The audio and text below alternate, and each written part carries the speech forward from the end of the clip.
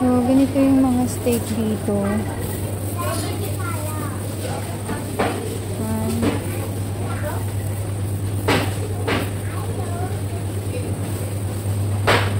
So, ito sana yung isda. Ganyan ang itsura.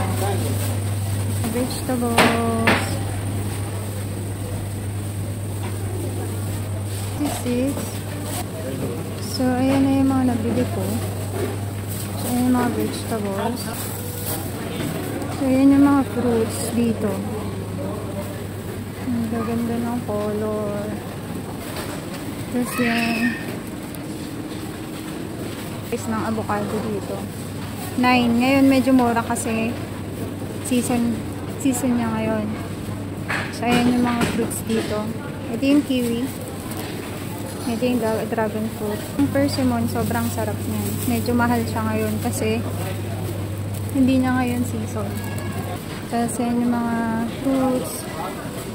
Apricot, 34 dirham. So parang 300 plus. Kasi i-convert nyo siya ng 1 dirham is equivalent to 14.73. Something ganon. Almost 15 pesos. Apple, dates. Yan. Yan ang famous dito sa Dubai. Tapos yung mga honey. Yung price niya, ayan, 287, 69. So, medyo mahal. Medyo may kamahalan siya. Strawberry is 9 dirham. Since ito mga 4.85 dirhams. Worth 50 pesos. Alam nyo ba itong saffron is napakamahal yan. So, nasa 29 dirham siya. So, nagkakahalaga yan mga 300 plus. Mga bacon. Beef bacon. So, yung mga worth 150 pesos. Tama ba? Mga 11 pesos. 11 dirham. So, mga nasa 50 plus siya. So, itong mga cheese, 150 pesos. Diba, na yung Yakult is napakamahal. 15.50 siya, so times 15. So, mga nasa 300 plus na yan. 5 peraso lang. Mga chocolates.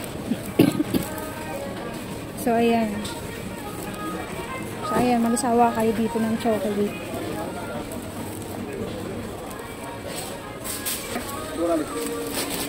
So, punta na ako ng cashier kasi medyo mabigat na tong dala ko. Hindi na kasi ako kumuha ng bitbit.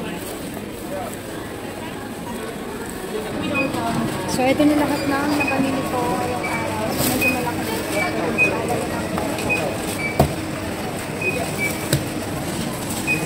Ayan, yung cashier.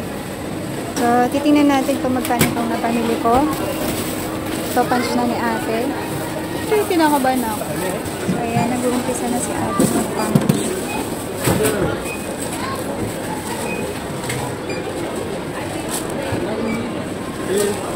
So, 39 na siya. 62. Mapatak na siya mga nasa 600 plus.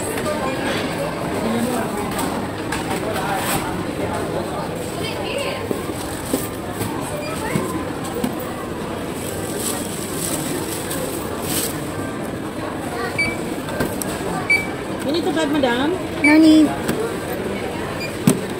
Sa application? Yes. So, nasa 2,000 plus na to. Ang lahat ng binayaran. Ayan, parating na yung metro. So, makikita nyo yung timing yan. Kung anong oras na yun. So, dito ako sa pangbaba. This girls area.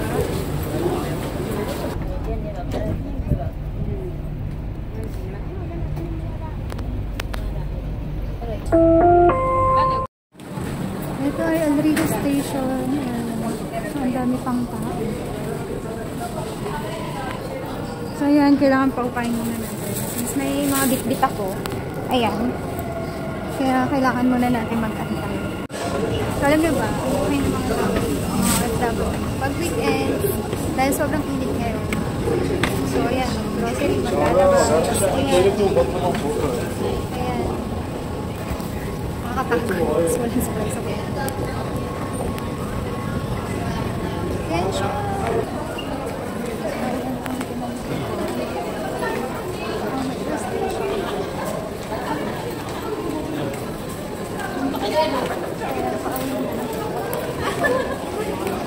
See you later. Ayusin natin ito mamaya. Tapos pakita ko sa inyo kung ano lang mga napili. Ganyan ang itsura dito sa labas ng metro station. So, ayan.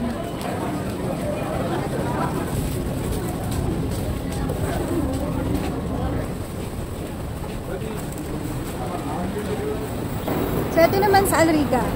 Sobrang init ngayon, guys. Pero, ayan, may mga nakatambay pa rin dito sa labas. Pero sobrang init talaga. Ngayon is nasa 45 degree. So, ayan, nasa 45 degree yung init ngayon dito. Sobrang init talaga sa Dubai. Kaya, as much as possible, ngayong summer, kung ano yung pwedeng mabili, bibilin mo na. Tapos, papasok na sa loob ng bahay. So, ngayon, magpapadala muna tayo ng pera. Sabihin na niya ano dito. Ayan, tapos na tayo magpadala ng pera. So, anix ako nagpapadala kasi meron ako dong card na pag nakapagpadala ka ng mga 6 times, may free ka ng isa na free of charge.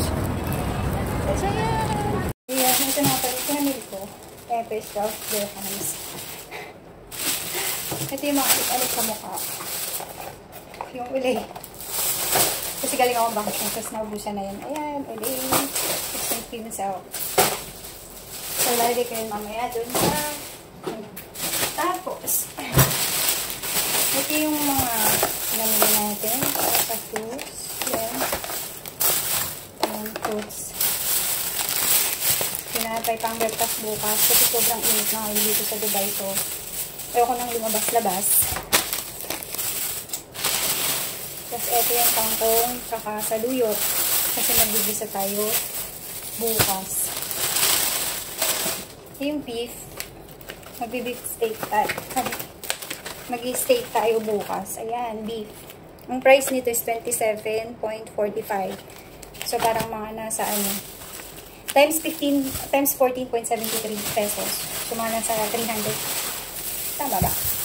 So, ayan, carrots, patatas.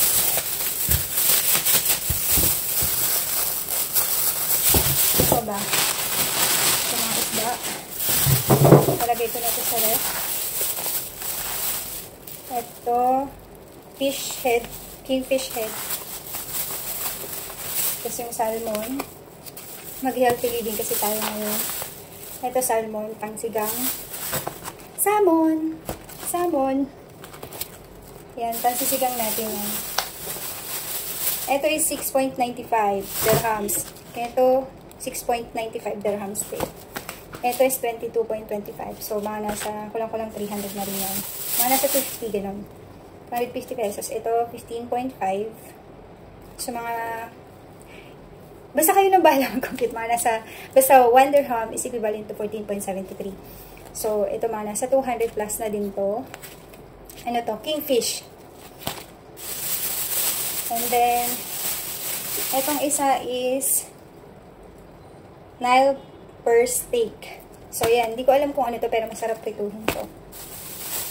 So, in total, lahat ng to na nabili ko is, yan, nagkakahalaga siya sa peso. Nagkakahalaga yan ng mga 3,500 pesos.